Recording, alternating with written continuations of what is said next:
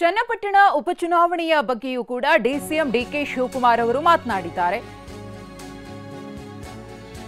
ಚನ್ನಪಟ್ಟಣ ನನಗೆ ಅತಿ ಪ್ರೀತಿ ಪಾತ್ರವಾದ ಜಾಗ ಅನ್ನೋದರ ಜೊತೆಗೆ ಚನ್ನಪಟ್ಟಣ ಉಪಚುನಾವಣೆ ಸಂಬಂಧ ಅವರು ಮಾತನಾಡಿರುವುದು ಜನರು ನಮ್ಮ ಬಗ್ಗೆ ಪ್ರೀತಿ ವಿಶ್ವಾಸವನ್ನ ಇಟ್ಟುಕೊಂಡಿದ್ದಾರೆ.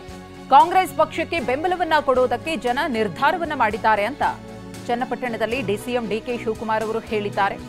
ನಮ್ಮ ಸರ್ಕಾರಕ್ಕೆ ಜನರ ಬೆಂಬಲ ಇರುತ್ತೆ, ಆ ತೀರ್ಮಾನವನ್ನ ಜನರೇ ತೆಗೆದುಕೊಂಡಿದ್ದಾರೆ ಎಂದಿದ್ದಾರೆ.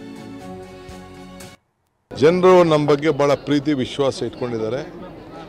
ಈ ದೇಶಕ್ಕೆ ಸ್ವಾತಂತ್ರ್ಯ ತಂದುಕೊಟ್ಟಂಥ ಪಾರ್ಟಿ ಕಾಂಗ್ರೆಸ್ ಪಾರ್ಟಿ.